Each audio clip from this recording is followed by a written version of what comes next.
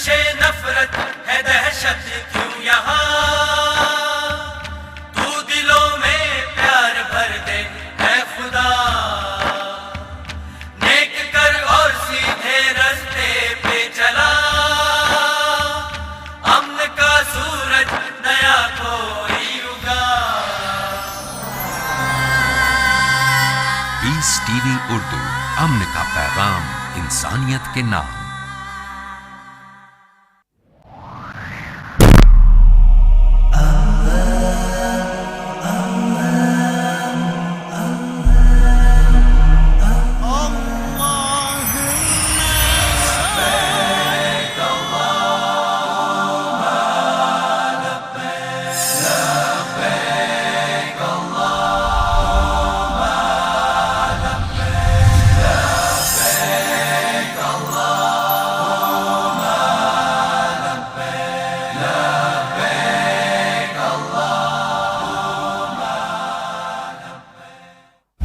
واتقوا یوما ترجعون فیہ الی اللہ، اس دن سے ڈرو جس دن تم سب اللہ کی طرف پلٹو گے۔ یہ ایمان بالآخرت کا احساس یہاں پیدا کیا جا رہا ہے تاکہ مومن آخرت کے عذاب کا خوف کھا کر سودی لین دین کو چھوڑے، اور اگر نہیں چھوڑتے ہو تو اللہ رب العالمین کا یہ چیلنج ہے وَإِن لَمْ تَفْعَلُوا فَأْذَنُوا بِحَرْبٍ مِّنَ اللَّهِ وَرَسُولِهِ، تو اللہ اور اس کے رسول کے ساتھ جنگ لڑنے کے لیے تیار ہو جاؤ۔ اللہ اور اس کے رسول سے جنگ پر آمادہ ہونے کے لیے للکارا جا رہا ہے۔ اگر سودی کاروبار نہیں چھوڑتے ہو تو آؤ اللہ رسول سے جنگ کرو۔ کس میں جرأت ہے اللہ سے جنگ لڑنے کی؟ یہ وہ گناہ ہے اور یہ وہ سزا ہے جو شریعت میں کسی گناہ کے اوپر یہ سزا نہیں مقرر کی گئی۔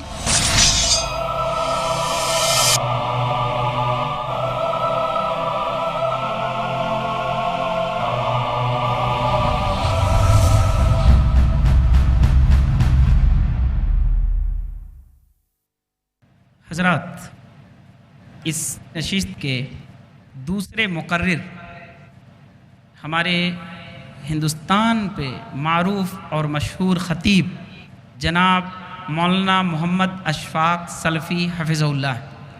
مولانا محمد اشفاق سلفی کا تعلق صوبہ بہار کے ضلع دربھنگہ سے ہے۔ آپ ضلع دربھنگہ میں قائم دارالعلوم احمدیہ سلفیہ دربھنگہ کے استاد حدیث، استاد فقہ اور استاد عقیدہ ہیں۔ آپ نے کئی کتابوں کے ترجمے بھی کیے ہیں اور تالیف بھی فرمائی ہے۔ آپ کی مشہور کتاب جو آپ نے ترجمہ کیا، فتاوی برائے خواتین اسلام، ایک ضخیم جلد میں ہے جس کا آپ نے عربی سے اردو میں ترجمہ کیا ہے۔ آپ نے بستان المحدثین کا فارسی سے عربی میں ترجمہ کیا ہے۔ اسی طرح آپ نے عربی میں الطلاق الثلاث بلفظ واحد اس کو تالیف فرمائی ہے۔ اردو میں آپ نے قربانی اور عقیقہ اور دعا اور اس کے آداب پر بھی آپ نے قلم اٹھایا ہے۔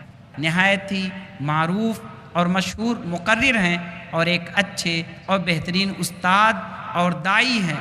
میں مولانا محترم سے گزارش کرتا ہوں کہ وہ تشریف لائیں اور آپ سے سود، حرمت و مذمت اور چند مروجہ شکلوں پر خطاب فرمائیں۔ مولانا محمد اشفاق سلفی حفظہ اللہ، میں ان سے گزارش کرتا ہوں کہ وہ تشریف لائیں۔ آپ کا عنوان ہے سود، حرمت و مذمت اور چند مروجہ شکلیں۔ الحمد لله نحمده ونستعينه ونستغفره ونعوذ بالله من شرور أنفسنا وسيئات أعمالنا، من يهده الله فلا مضل له ومن يضلل فلا هادي له، وأشهد أن لا إله إلا الله وحده لا شريك له، وأشهد أن محمدًا عبده ورسوله. أما بعد فإن أصدق الحديث كتاب الله، وخير الهدي هدي محمد صلى الله عليه وسلم، وشر الأمور محدثاتها وكل محدثة بدعة وكل بدعة ضلالة وكل ضلالة في النار. أعوذ بالله من الشيطان الرجيم. الذين يأكلون الربا لا يقومون إلا كما يقوم الذي يتخبطه الشيطان من المس، ذلك بأنهم قالوا إنما البيع مثل الربا وأحل الله البيع وحرم الربا، فمن جاءه موعظة من ربه فانتهى فله ما سلف وأمره إلى الله ومن عاد فأولئك أصحاب النار هم فيها خالدون يمحق الله الربا ويربي الصدقات والله لا يحب كل كفار أثيم. وقال سبحانه بعد أعوذ بالله من الشيطان الرجيم يا أيها الذين آمنوا اتقوا الله وذروا ما بقي من الربا إن كنتم مؤمنين فإن لم تفعلوا فأذنوا بحرب من الله ورسوله وإن تبتم فلكم رؤوس أموالكم لا تظلمون ولا تظلمون وإن كان ذو عسرة فنظرة إلى ميسرة وأن تصدقوا خير لكم إن كنتم تعلمون. سورہ بقرہ آیت نمبر 275 276 78 79 80. وروى الإمام مسلم رحمه الله تبارك وتعالى في صحيحه من حديث جابر بن عبد الله الأنصاري رضي الله عنهما لعن رسول الله صلى الله عليه وسلم آكل الربا ومؤكله وكاتبه وشاهديه وقال هم سواء. مال قوام حیات ہے، ضروریات و لوازمات زندگی کی فراہمی اس سے کی جاتی ہے. انسان کے گزر بسر کا بہت اہم ذریعہ ہے. وہ فطری طور پر انسان کے اندر اللہ نے مال کی محبت رکھی ہے. انسان مال کے حصول کی جد و جہد کرتا ہے اور فطری طور پر مال خرچ کرنے میں بخیل بھی واقع ہوا ہے. مال کی حفاظت شریعت میں مشروع ہے.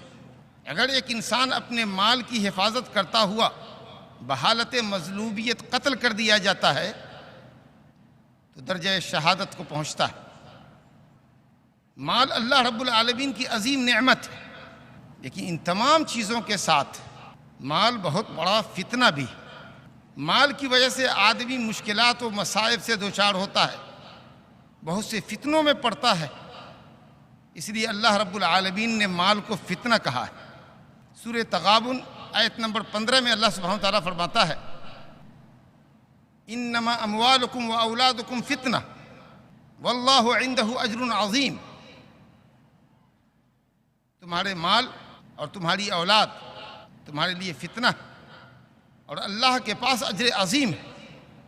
یعنی اگر مال اور اولاد کا صحیح استعمال انسان کرے، حلال طریقے سے مال حاصل کرے، اللہ سبحانہ و تعالیٰ کی رضا و خوشنودی کے راستے میں مال خرچ کرے، اولاد کی صحیح دینی تعلیم و تربیت کرے اور صحیح ٹریک پر اپنی اولاد کو لگائے، تو انشاءاللہ یہی مال اولاد انسان کے لیے اللہ کے نزدیک اجر عظیم کا ذریعہ بھی ہوں گے.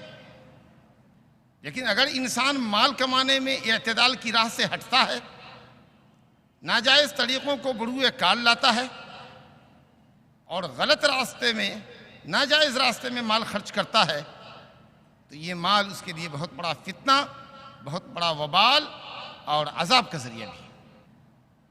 محمد صلی اللہ علیہ وسلم نے فرمایا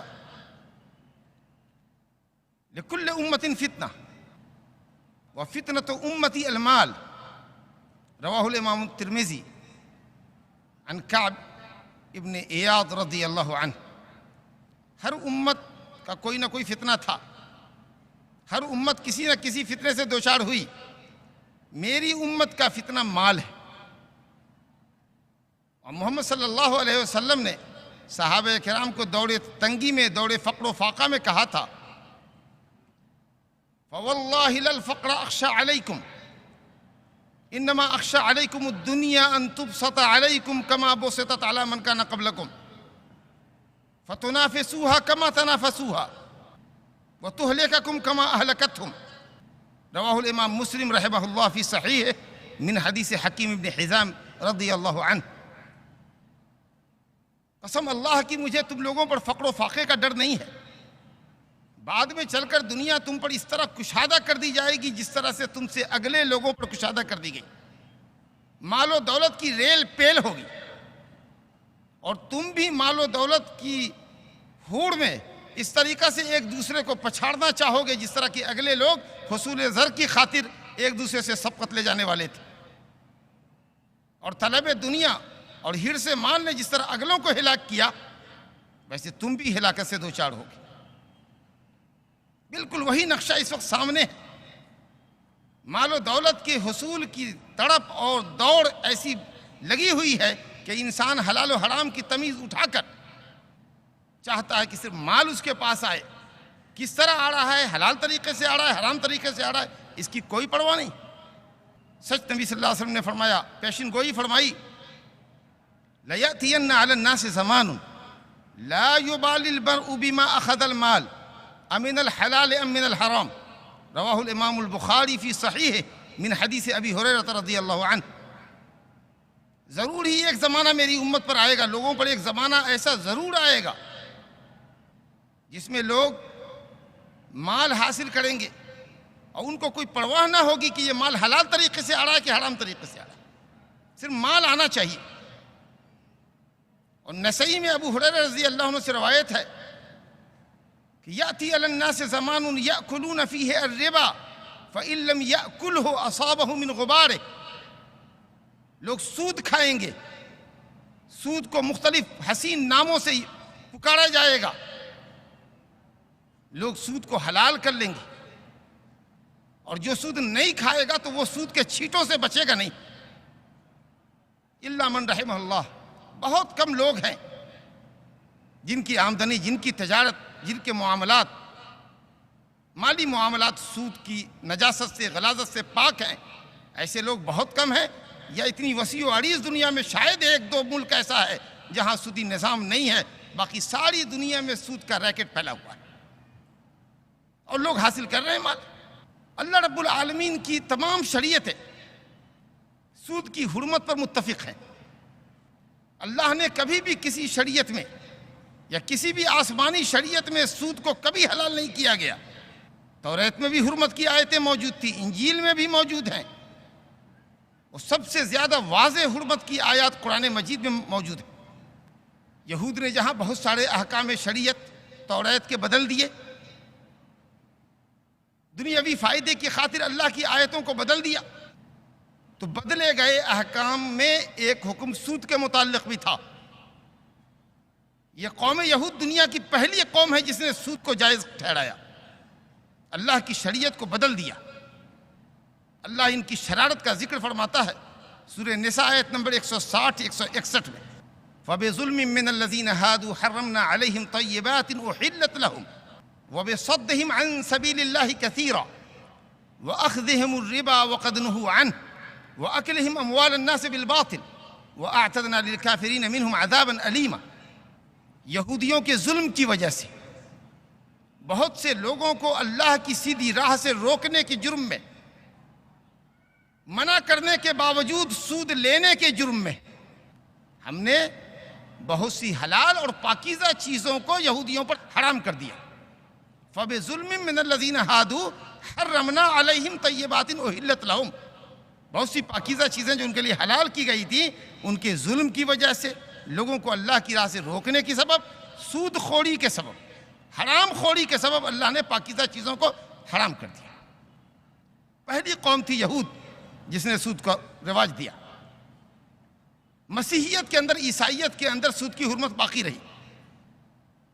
فرانسیسی انقلاب جو 1789 عیسوی کے اندر، فرانسیسی انقلاب کے بعد یہودیوں نے بھی قرض کے اوپر 5 سے 7% منافع کو جائز قرار دیا، اور جب یہ انگریزی سامراج دنیا کے مختلف خطے میں گیا اور اس نے اپنے پنجے گاڑے، تو سودی کاروبار کو اس نے فروغ دیا، اور رفتہ رفتہ سود کا ایسا ریکٹ بچھایا کہ کیا فرد اور کیا جماعت، ملک کا ملک اس لعنت کے اندر گرفتار ہو گیا۔ اللہ رب العالمین کی شریعت اسلامیہ جو کامل اور مکمل شریعت ہے، اس میں سود کی حرمت کے تعلق سے بہت واضح احکام موجود ہیں۔ میں نے آپ کے سامنے سورہ بقرہ کی آیت نمبر 275، 276 اور پھر 278، 279، 280 5 آیتیں آپ کے سامنے پڑھی ہیں۔ ہم ان آیتوں سے سرسری طور پر گزریں گے. آپ دیکھیے کہ اللہ رب العالمین سود کی حرمت اور سود خوروں کے انجام کو کس طرح بیان کرتا ہے. ارشاد ربانی ہے، اعوذ باللہ من الشیطان الرجیم، الذین یأکلون الربا لا یقومون الا کما یقوم الذی یتخبطہ الشیطان من المس. جو لوگ سود کھاتے ہیں، لا یقومون اے من القبور، وہ قبروں سے نہیں اٹھیں گے مگر اس شخص کی طرح جس کو شیطان نے چھو دیا ہو اور خبتی اور بدحواس کر دیا. جس شخص پر شیطان سوار ہو جائے اور اس کو خبتی اور بے حواس کر دے، اب وہ اٹھے اور گرے، اسی طرح سے سود خور قیامت کے دن جب قبر سے اٹھے گا تو اٹھے گا اور گرے گا. مفسرین نے لکھا ہے کہ ان کے پیٹ بہت بڑے ہوں گے سود خوروں کے، شاید حرام کی دولت کھا کھا کر. یہاں جو سود خور تن و توش والے ہوتے ہیں، اللہ رب العالمین ان کے پیٹ کو اتنا بڑا کر دے گا کہ وہ چل نہیں سکیں گے، اٹھیں گے اور گریں گے. پورا میدان محشر دیکھ کر پکار اٹھائے گا کہ یہ سود خور آ رہا ہے. کتنی ذلت و رسوائی ہوگی. سود خوروں کی شرارت دیکھیے، سود کو کیسے یہ جائز سمجھتے ہیں. سود خور کہتے ہیں الذین یأکلون الربا لا یقومون الا کما یقوم الذی یتخبطہ الشیطان من المس ذالک بانہم قالوا انما البیع مثل الربا. سود خور یہ کہتے ہیں کہ سود تو مثل تجارت کے ہے. ایک تاجر سامان فروخت کرتا ہے تو اصل قیمت پر کچھ رقم زیادہ لے کر بیچتا ہے. وہ منافع شروع میں لیتا ہے سامان دیتے وقت، اور ہم اپنی رقم کو وصول کرتے وقت منافع لیتے. وہ منافع شروع میں لیتا ہے، ہم آخر میں لیتے.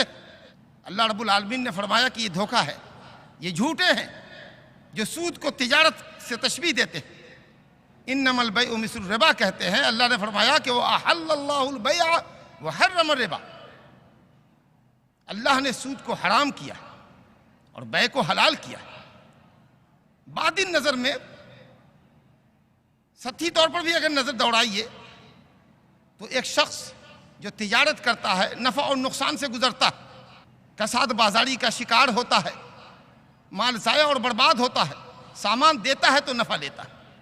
تم نے سود پر ایک مقررہ رقم لگا دی، 10,000 روپے دے دیے، 5% 10% سود مقرر کر دیا.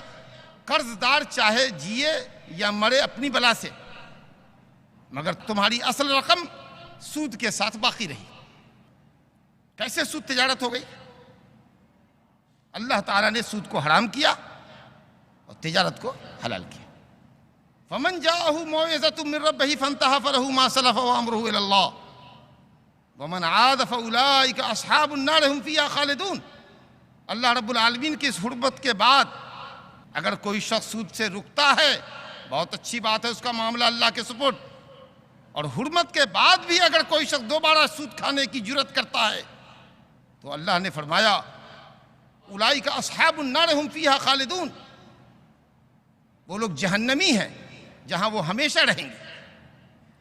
سود خور اگر سود کو حلال سمجھ کے کھاتا ہے تب تو وہ دائرہ اسلام سے خارج ہے اور جہنم اس کا دائمی ٹھکانہ ہے.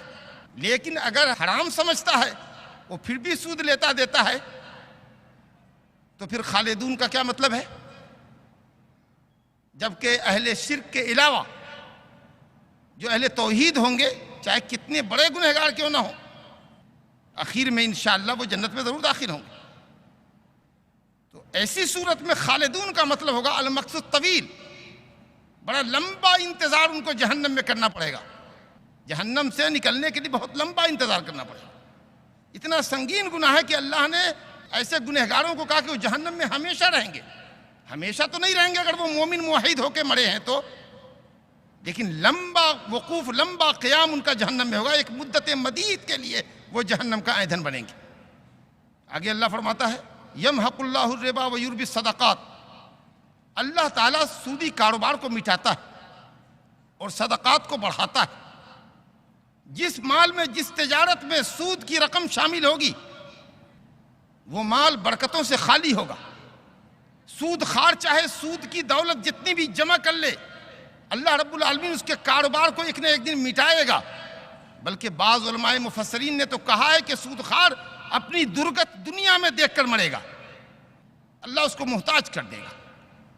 لیکن جو لوگ حلال طریقے سے کماتے ہیں اور اللہ کے راستوں میں مال لٹاتے ہیں، اللہ رب العالمین ان کے صدقات کو بڑھاتا ہے، ان کے کاروبار کو فروغ عطا کرتا ہے۔ واللہ لا یحب کل کفار اثیم، اور اللہ پسند نہیں کرتا کفار کو، اسم مبالغہ کا صیغہ ہے، اور اثیم فعیل کے وزن پر یہ بھی مبالغہ کا صیغہ۔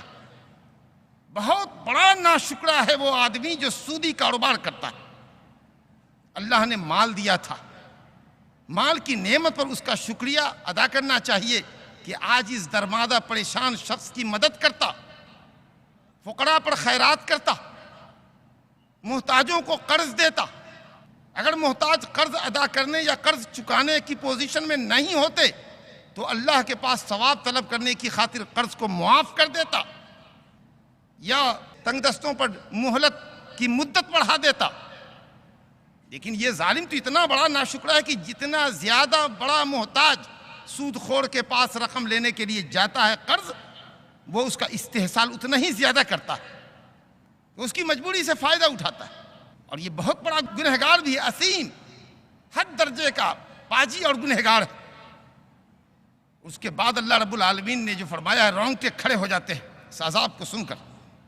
اللہ نے فرمایا اے ایمان والو، اللہ کا تقوی اختیار کرو، منہیات اور منکرات سے اجتناب کرو، وَذَرُوا مَا بَقِيَ مِنَ الرِّبَا، اب تک جو ہوا اب کم سے کم سود سے باز آ جاؤ۔ اگر تم مومن رہنا چاہتے ہو تو سودی کاروبار کو آج چھوڑو، یہ ایمان اور اسلام کے تقاضے کے منافی ہے۔ ان کنتم مؤمنین شرطیہ جملہ ہے، تمہارا ایمان گویا موقوف ہے، معلق ہے اس بات پر کہ تم سودی کاروبار کو چھوڑو، اور اگر نہیں چھوڑتے ہو تو اللہ رب العالمین کا یہ چیلنج ہے، وَإِن لَمْ تَفْعَلُوا فَأْذَنُوا بِحَرْبٍ مِّنَ اللَّهِ وَرَسُولِهِ، تو اللہ اور اس کے رسول کے ساتھ جنگ لڑنے کے لیے تیار ہو جاؤ۔ کس میں جرأت ہے اللہ سے جنگ لڑنے کی؟ یہ وہ گناہ ہے اور یہ وہ سزا ہے جو شریعت میں کسی گناہ کے اوپر یہ سزا نہیں مقرر کی گئی۔ اللہ اور اس کے رسول سے جنگ پر آمادہ ہونے کے لیے للکارا جا رہا ہے۔ اگر سودی کاروبار نہیں چھوڑتے ہو تو آؤ اللہ رسول سے جنگ کرو۔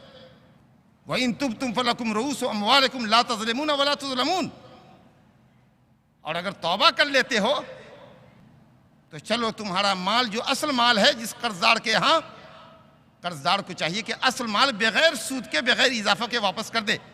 اگر وہ مستطیع ہے، ادا کرنے پر قادر ہے اور نہیں دیتا ہے تو وہ ظالم، اور تم اصل مال سے زیادہ کا مطالبہ کرتے ہو تو تم ظالم۔ وَإِنْ كَانَ ذُو عُسْرَةٍ فَنَظِرَةٌ إِلَىٰ مَيْسَرَةٍ، اسلام کی عدالت دیکھیے، اسلام کے محاسن کو دیکھیے۔ اللہ فرماتا ہے کہ اگر تمہارا قرضدار تنگ دست ہے، قرض ادا نہیں کر سکتا، تو تم ڈھیل دو، مہلت دو، وسعت ہونے تک، کشادگی ہونے تک، سہولت ہونے تک مہلت دو۔ اور گویا کہ یہ مہلت دینا واجب ہوئی۔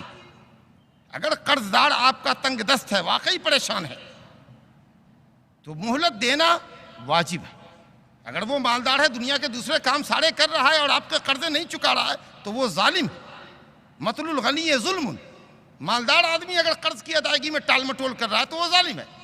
لیکن اگر وہ واقعی تنگ دست ہے اور قرض نہیں چکا سکتا ہے تو ضروری اور واجب ہے کہ تم اس کو مہلت دو، اور اگر صدقہ اور خیرات کر دو، معاف کر دو کہ چلو بھائی تم تنگ دست ہو، چلو اللہ کے لیے میں نے معاف کر دیا، تو یہ تو تمہارے لیے بہت بہتر ہے۔ اگر تم جانو کہ صدقے کا اور خیرات کا کیا ثواب ہوتا ہے تو معاف کر دو۔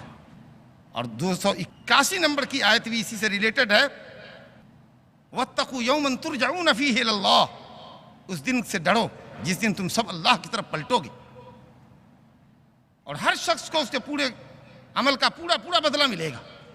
یہ ایمان بالآخرت کا احساس یہاں پیدا کیا جا رہا ہے تاکہ مومن آخرت کے عذاب کا خوف کھا کر سودی لین دین کو چھوڑ دے، اور اپنی آخرت کو سنوارنے کے لیے، بنانے کے لیے، اللہ کی جنت میں داخل ہونے کے لیے قرض کو معاف کر دیا کرے۔ یہ ایک وہی شخص کر سکتا ہے جس کا ایمان اللہ پر ہوگا، رسول پر ہوگا، آخرت پر ہوگا۔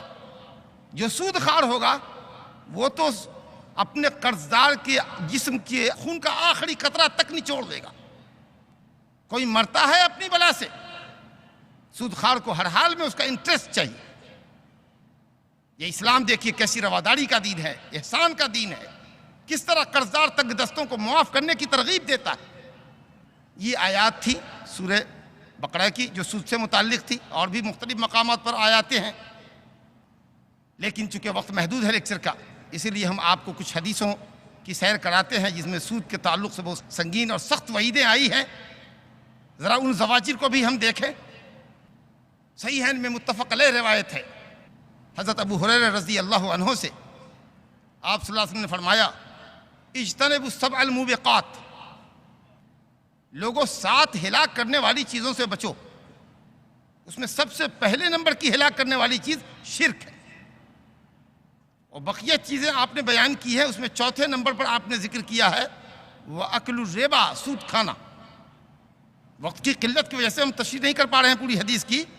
آپ نے فرمایا 7 ہلاک کرنے والی چیزوں سے بچو، شرک سے، جادو سے، کسی مسلمان کو ناحق قتل کرنے سے، سود کھانے سے، یتیم کا مال کھانے سے، میدان جنگ میں پیٹھ دکھا کر جان بچا کر بھاگنے سے، اور پاک دامن مومنہ عورت پر جو گناہ سے غافل ہیں، جانتی بھی نہیں کہ زنا کاری بدکاری کیا ہوتی ہے، ایسی مومنہ عفیفہ پاک دامن عورت پر زنا کی تہمت لگانے سے۔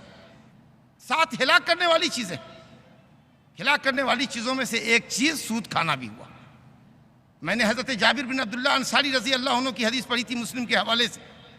نبی کریم صلی اللہ علیہ وسلم نے سود کھانے والے، سود کھلانے والے، اور کھانے اور کھلانے کا لفظ اس لیے ذکر کیا گیا ہے کہ کمائی کا بڑا مقصد کھانا ہوتا ہے۔ آدمی کاروبار کرتا ہے، پیسے کماتا ہے، مقصود بذات اصل مقصود کھانا ہے، اس لیے لفظ کھانا۔ کوئی یہ کہے کہ سود کی رقم میں کھاتا نہیں ہوں، پہنتا ہوں، سود کی رقم سے میں تجارت کرتا ہوں، سود کی رقم سے میں مکان دکان جائیداد بناتا ہوں، سارے مقاصد داخل ہیں اس کے اندر۔ چونکہ کھانا اہم مقصد ہے کمائی کا، اس لیے کہا گیا آکل الربا، سود کھانے والے اور منہ کے لہو کھلانے والے پر، یعنی سود لینے اور سود دینے والے پر اللہ کے رسول نے لعنت کی۔ آگے دیکھیے گا، وَكَاتِبَهُ وَشَاهِدَيْهِ، سودی معاملات کے لکھنے والے اور سود کے معاملے پر گواہ اور گارنٹر بننے والے، یہی چاروں ارکان اربع ہیں، 4 پلر ہیں سود کے: سود دینے والا، سود لینے والا، سود کا معاملہ لکھنے والا، اور سود کے معاملے پر گواہ اور گارنٹر بننے والا۔ یہ ارکان اربع ہیں، یہ بیچارے لکھتے ہیں اور یہ گارنٹر ہیں، گواہ ہیں، لیکن چونکہ ایک حرام کام پر یہ دونوں متعاون ہیں، اس لیے یہ چاروں لعنت میں شریک ہیں۔ اللہ کی رحمت سے دوری کی بد دعا ان کے حق میں کی جا رہی ہے۔ لعنت کا معنی الطرد من اللہ کی رحمت سے دوری ہو، دھتکارا جا رہا ہے ان چاروں کو۔ جرم اصل ہے دینے والے اور لینے والے کا، لیکن آپ حساب و کتاب لکھتے ہیں، کھاتا بہی تیار کرتے ہیں، کمپیوٹر پر سود کا حساب لکھتے ہیں، اور سود دینے اور دلانے کے معاملے میں آپ گواہ رہتے ہیں، یا سود خاروں کے ساتھ آپ جاتے ہیں بینک میں انٹرسٹ لیتے ہیں۔ دیکھ لیجیے، وہ لوگ جو سودی بینکوں میں کام کرتے ہیں، سودی کمپنیوں میں کام کرتے ہیں، سودی شیئرز کے معاملات میں کام کرتے ہیں، وہ اپنے ایمان کا حساب لیں، کہاں وہ کھڑے ہیں، کس جگہ کھڑے ہیں، کیسے اللہ کے رسول صلی اللہ علیہ وسلم لعنت فرما رہے ہیں لکھنے والے پر، حساب رکھنے والوں پر۔ سمرہ بن جندب رضی اللہ عنہ کی روایت ہے صحیح بخاری شریف میں، ذرا غور فرمائیے گا۔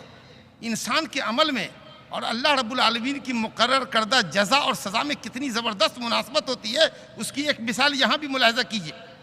سمرہ ابن جندب رضی اللہ عنہ کہتے ہیں کہ نبی صلی اللہ علیہ وسلم نے فرمایا، رأیت اللیلۃ رجلین اتیانی فذهبا بی الی ارض مقدسہ الی آخر الحدیث، میں نے رات میں خواب دیکھا، نبی صلی اللہ علیہ وسلم فرما رہے ہیں کہ 2 شخص میرے پاس آئے اور وہ دونوں مجھ کو اٹھا لے گئے ارض مقدس۔ ایک مقام پر میں پہنچا، خون کی نہر تھی، خون کی نہر میں ایک شخص تیر رہا ہے، اور کنارے پر ایک دوسرا شخص کھڑا ہوا ہے جس کے سامنے پتھر رکھے ہوئے ہیں۔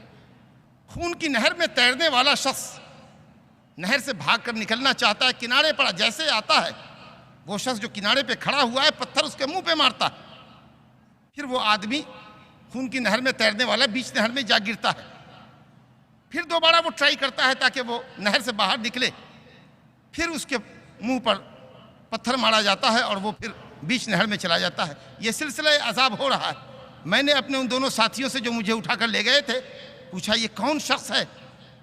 تو کہا کہ یہ سود خور ہے، یہ شخص سود خور ہے، یہ سود کھایا کرتا تھا۔ کیا زبردست مناسبت ہے جس طریقہ سے سود خور انسان کے قرض داروں کے جسم سے خون کا ایک ایک قطرہ نچوڑ لینا چاہتا ہے۔ وہ دنیا میں یہاں لوگوں کے خون چوستا ہے، اللہ رب العالمین نے خون کی نہر میں تیرا دیا اس کو، اور کہاں جاتا ہو، اس کی صحیح جگہ وہی تھی۔ حضرت عبداللہ بن مسعود رضی اللہ عنہ سے مستدرک حاکم میں صحیح سند سے روایت ہے، ان للربا 73 بابا ایسرها مثل ان ينكح الرجل امه۔ نبی صاحب نے فرمایا کہ سود کے 73 دروازے ہیں، اور سب سے ادنا اور ہلکے درجے کا دروازہ یہ ہے، ہلکے درجے کا گناہ یہ ہے، پہلی سیڑھی گناہ کی یہ ہے کہ آدمی اپنی ماں سے بدکاری کرے، والعیاذ باللہ۔ عبداللہ بن حنظلہ جن کو غسیل الملائکہ کہا جاتا، فرشتوں نے غسل دلایا، مسند احمد میں صحیح سند سے روایت ہے، آپ صلی اللہ علیہ وسلم نے فرمایا درہم ربا یأکلہ الرجل وہو یعلمہ اشد من 36 زنیہ۔ ایک درہم سود کا کھانا جو شاید 3 گرام چاندی ہوگا، ایک درہم تقریباً 3 گرام چاندی، اتنی قلیل رقم اگر کوئی شخص سود کی کھاتا ہے، جان بوجھ کر کے یہ سود ہے پھر بھی کھاتا ہے، تو 36 بدکاریوں سے، 36 زناکاریوں سے اس کا گناہ سنگین ہے۔ اور بھی بہت تیری روایت ہے۔ اب میں نہیں سمجھتا ہوں کہ کوئی مومن جس کو اللہ اور آخرت پر، قیامت پر یقین ہوگا، جو اللہ کی جنت اور جہنم پہ یقین رکھتا ہوگا، وہ سودی کاروبار کرتا ہوگا، لین دین کرتا ہوگا، یا سودی بینکوں کے اندر اپنے لیے ملازمت کو وہ پسند کرتا ہوگا، یا کسی کے لیے سودی لین دین میں گارنٹر بنتا ہوگا۔ اللہ رب العالمین ہماری، آپ کی اور پوری امت مسلمہ کی ہدایت فرمائے، رہنمائی فرمائے۔ سود کے سلسلے میں کچھ ضوابط ہیں۔ ایک حدیث جس کو آپ یہ کہہ سکتے ہیں کہ وہ شاہ کلید ہے، ماسٹر کی ہے سود کے مسائل کو سمجھنے کے سلسلے میں، وہ حدیث آپ کے سامنے لاتے ہیں، اور پھر سود کی بعض شکلیں آپ کے سامنے جو اس وقت مروجہ ہیں آپ کے سامنے لائیں گے۔ سود کی حرمت اور مذمت کے تعلق سے کچھ باتیں اب تک آپ کے سامنے کی گئیں۔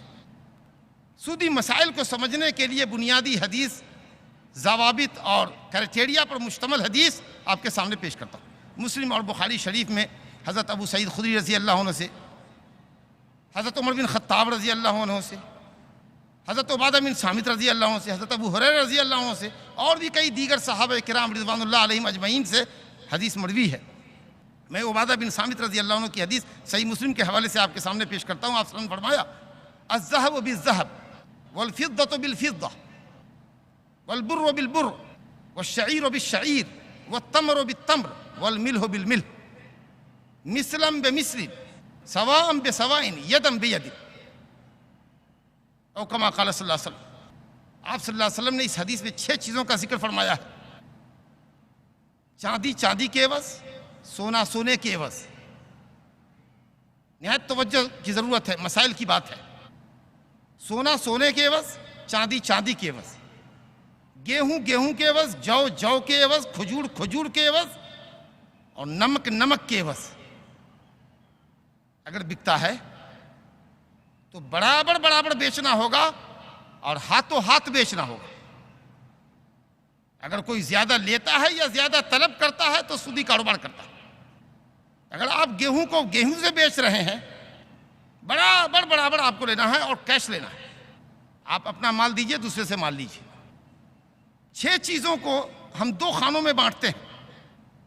4 چیزیں، گیہوں، جو، کھجور، نمک، اشیاء مطعومات کہلاتی ہیں، کھانے کی اشیاء، اشیاء خوردنی، اور ماشاءاللہ تول کر اور ناپ کر بیچی جاتی ہے۔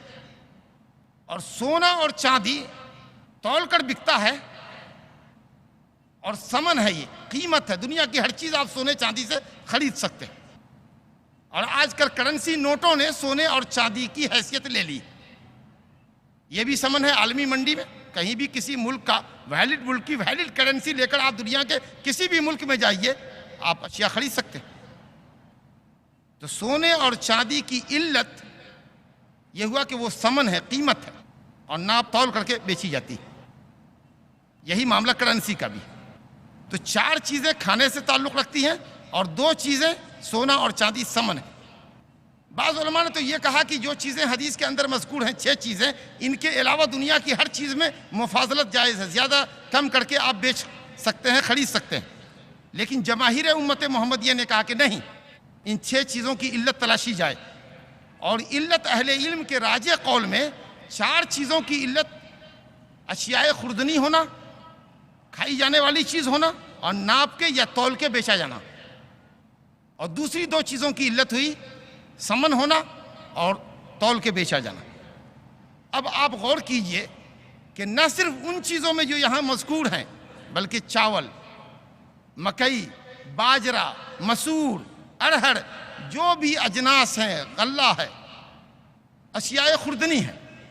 اگر آپ گیہوں کو گیہوں سے اگر برابر سرابر بیچنے کے مکلف ہیں تو چاول بھی اگر چاول سے بکے گا، مسور بھی مسور سے، ارہر بھی ارہر سے اگر آپ بیچیں گے تو بالکل برابر بیچنا ہوگا اور ہاتھوں ہاتھ بیچنا ہوگا۔ کوئی بھی غلہ ہو، اگر آپ یہ کہتے ہیں کہ ایک شخص کا چاول عمدہ ہے، قیمتی ہے، باریک چاول ہے، 40 روپے کلو ہے بازار میں، اور دوسرے شخص کے پاس چاول 10 روپے کلو کا ہے، اگر یہ 40 روپے والے چاول کو بیچنا چاہے 10 روپے والے چاول کے عوض، تو جب چاول کے عوض بکے گا تو بالکل برابر ہی بیچنا ہوگا۔ اگر آپ کو ایسا لگتا ہے کہ آپ کا چاول بہت عمدہ ہے تو آپ اپنے قیمتی چاول کو بیچ دیجئے، روپے لے لیجئے اور 10 روپے کلو کا 4 کلو چاول خرید لیجئے، لیکن اگر آپ چاول سے چاول بدلتے ہیں برابر بیچنا ہوگا۔ حضرت ابو سعید خدری ابو ہریرہ رضی اللہ عنہ سے روایت ہے کہ ایک شخص کو نبی صلی اللہ علیہ وسلم نے خیبر بھیجا، وہاں سے وہ محصول لے کر آیا، زکوٰۃ کی رقم لے کر آیا، تو ایک طرح کے سارے کھجور تھے، تو نبی صلی اللہ علیہ وسلم کو تعجب ہوا، کہا کہ اکل تمر خیبر ہاکذا، کیا خیبر کے تمام کھجور ایسے ہی ہوتے؟ کہا نہیں یا رسول اللہ، مختلف کوالٹی کے کھجور تھے، ہم نے مخلوط کھجور کے 2 سا دے کر ایک طرح کا کھجور 1 سا لے لیا۔ آپ نے فرمایا نہیں، مخلوط کھجور کو پیسے درہم کے عوض بیچ دیتے اور روپے پیسے سے، درہم سے، سکوں سے عمدہ کھجور خریدتے، لیکن کھجور دے کر تم نے 2 سا دے کر 1 سا خریدا، یہ تو عین الربا، یہ تو کھلا ہوا سود۔ حضرت بلال رضی اللہ عنہ سے حضرت ابو سعید خدری روایت کرتے ہیں کہ حضرت بلال رضی اللہ عنہ ایک بردنی کھجور، عمدہ کھجور لے کر آئے نبی صلی اللہ علیہ وسلم کے پاس۔ آپ نے فرمایا من این ھذا، کہاں سے لے کر آئے؟ کہا یا رسول اللہ میرے پاس ردی کھجور تھے، میں نے 2 سا دے کر 1 سا عمدہ کھجور خریدا۔ آپ نے کہا اوہ عین الربا، اوفو یہ تو کھلا ہوا سود ہے۔ اسی طریقے سے سونا سونے کے عوض، چاندی چاندی کے عوض، اگر آپ کے پاس زیور 22 کیرٹ کا ہے اور آپ 20 کیرٹ کے زیور سے یا 24 کیرٹ کے زیور سے بدلنا چاہتے ہیں، بالکل برابر بدلنا ہوگا۔ لوگ غلطیاں کرتے ہیں ان معاملے میں، جاتے جویلرز کے پاس، وہ کہتا ہے کہ صاحب یہ 10 گرام کا آپ کا سامان ہے، اس کا ویلو ہمارے یہاں 9 گرام لگے گا، 9 گرام میں دوسرا سونا تازہ دیتا ہوں زیور، اور آپ یہ 10 گرام دے دیجئے۔ اگر آپ ایسا کرتے ہیں تو سودی کاروبار کرتے ہیں۔ اگر سوناروں کی منڈی میں، جویلرز کی دنیا میں اگر 9 گرام میں ہی وہ بکتا ہے تو اپنے سامان کو 9 گرام کی قیمت پہ بیچ دیجئے، کیش لے لیجئے، پھر آپ 10 گرام کا سونا خریدیے۔ مگر سونا سونے کے عوض بکے گا، برابر سرابر بکے گا، چاندی چاندی کے عوض بکے گا، برابر بکے گا۔ آپ صلی اللہ علیہ وسلم نے فرمایا، اس لفظ پہ غور کیجئے، فَإِذَا اخْتَلَفَتِ الْأَصْنَافُ فَبِيعُوا كَيْفَ شِئْتُمْ إِذَا كَانَ يَدًا بِيَدٍ۔ ماسٹر کی ہے یہ حدیث۔ اگر صنف بدل جائے، چاول گیہوں کے عوض بیچا جائے، گیہوں کھجور کے عوض بیچا جائے، یا سونا چاندی کے عوض بیچا جائے، یا انڈین روپے ڈالر کے عوض خریدے اور بیچے جائیں، صنف بدل گیا، کوالٹی بدل گئی، تو فرمایا بیعوا کیف شئتم، جیسے چاہتے بیچو، پرواہ نہیں، مگر کیش ہونا چاہیے۔ ایک ہاتھ سے دو ڈالر، دوسرے ہاتھ سے روپیہ لو، ڈالر ابھی دیا، 1 گھنٹے بعد آ کر روپیہ لے جاؤ، سود ہو جائے گا، ہاتھوں ہاتھ دینے کا لینے کا۔ اگر انڈین روپے سے بدلے جا رہے ہیں، آپ کی کرنسی نوٹ کیوں نہ ہو، ہماری جیب میں پرانے نوٹ کیوں نہ ہو، گورنمنٹ کے یہاں اگر 100 روپے کا پرانا نوٹ بھی 100 روپے کا ہی ویلو رکھتا ہے تو نئے نوٹ کے عوض بھی 100 کے بدلے 100 بکے گا۔ اگر 90 روپے میں آپ اس نوٹ کو بیچتے اور خریدتے ہیں، سودی دھندا کرتے ہیں۔ ہاں، اگر سونا چاندی یا روپیہ پیسہ ایک طرف ہو اور دوسرے سائڈ میں غلہ ہو تو آپ زیادہ بھی لے سکتے، کوئی بھی بھاؤ بٹا طے کر لیجئے، نقد لیجئے کہ ادھار لیجئے، جائز ہے۔ لیکن کرنسی سے، سونا سونے سے برابر سرابر، بالکل نقد۔ لیکن اگر سونا چاندی سے ہو، ڈالر روپے سے ہو، ریال روپے سے ہو، یا غلہ میں ایک جنس کا غلہ، ایک صنف کا غلہ چاول گیہوں سے مسور سے بیچا جائے تو آپ جس طرح چاہو فاضل لے کر بیچ سکتے ہو، لیکن ہاتھوں ہاتھ لینا ضروری ہوگا۔ جب اس حدیث کو آپ سمجھ گئے تو بہت سارے مسائل کا سمجھنا الحمدللہ آپ کے لیے آسان ہو گیا۔ کچھ لوگ سودی کاروبار یوں کرتے ہیں کہ انٹرسٹ پر پیسے لیتے ہیں یا انٹرسٹ پر پیسے دیتے ہیں، مقررہ انٹرسٹ کے اوپر پیسے دیتے ہیں۔ آپ نے سن لیا کہ یہ سود ہے۔ سود کی ایک دوسری شکل یہ ہے کہ آپ کچھ رقم بینک میں فکس کر دیتے ہیں بیٹے بیٹی کے نام سے۔ اللہ پر بھروسہ نہیں ہے، بیٹی جوان ہوگی تو شادی کی تدبیر کیسے ہوگی، بیٹی والوں کو کیا تدبیر کرنی چاہیے۔ یہ زمانے کا فساد دیکھیے، معاملہ الٹ گیا۔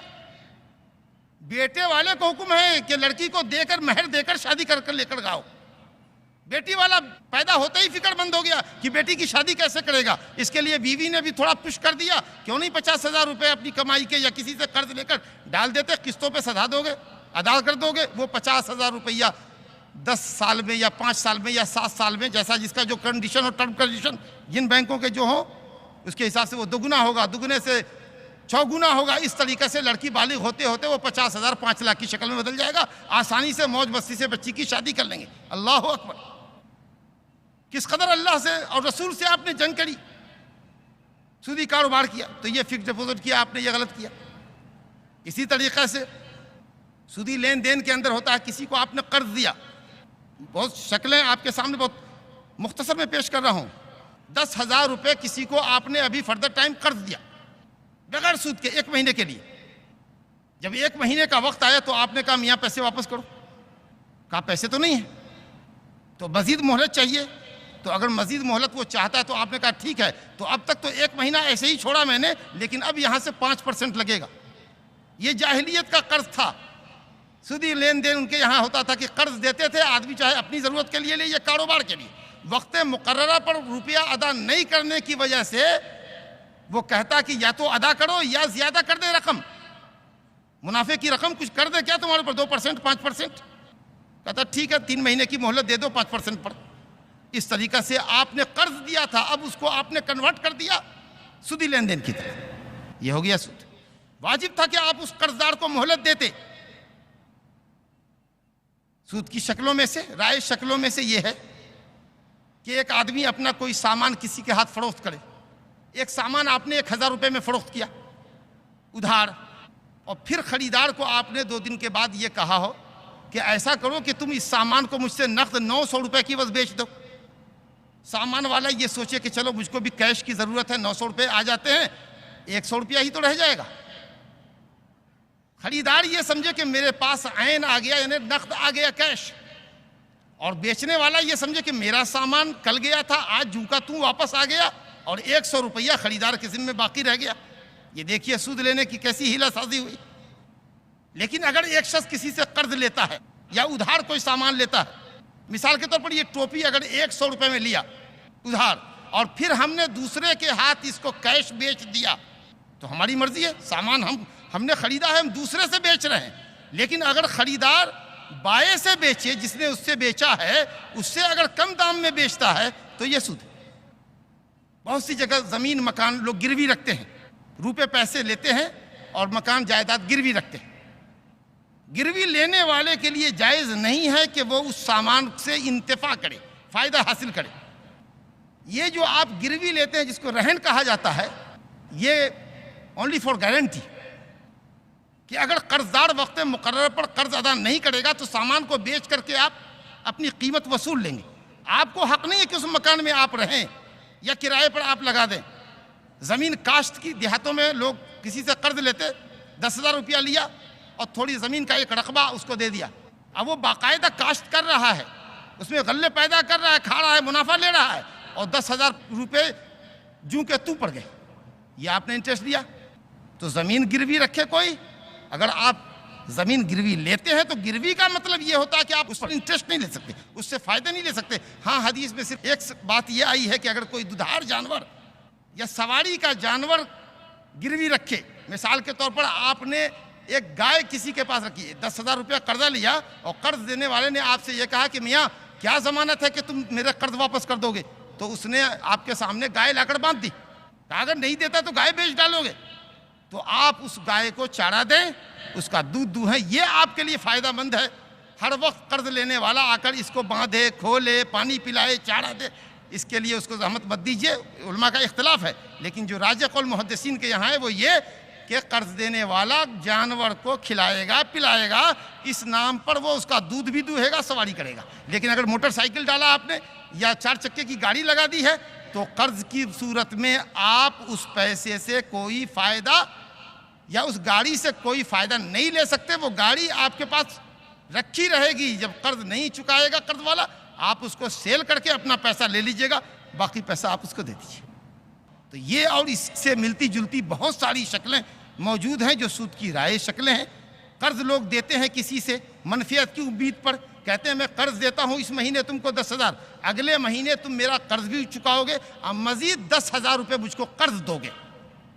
یہ 10,000 لو، اگلے مہینے میرے کو 20,000 کی ضرورت ہے، 10,000 میرا ادا کرو گے اور 10,000 تمہارا میرے ذمہ قرض رہ جائے گا۔ اللہ کی قسم اگر آپ نے یہ شرط لگا دی تو آپ نے سودی کاروبار کیا۔ قرض دے کر آپ نے اگلے قرض کے لیے سیکورٹی کر لی کہ کسی کو آج ہم 10,000 دے رہے ہیں، اگلا آدمی جب ادا کرے گا تو 10,000 ادا کرے گا اور 10,000 روپے ہمارے اوپر اس کا قرض رہے گا۔ یہ اور اس کے جیسی بہت ساری شکلیں سود کی ہیں جو رائج ہیں۔ ہم کو ضرورت اس بات کی ہے کہ سود کے مسائل کو سمجھیں، بڑے دقیق مسائل ہیں، اور راسخ علماء سے، جید علماء سے مسائل کو سمجھیں، سیکھیں، پڑھیں، اس کے بعد معاملہ کریں۔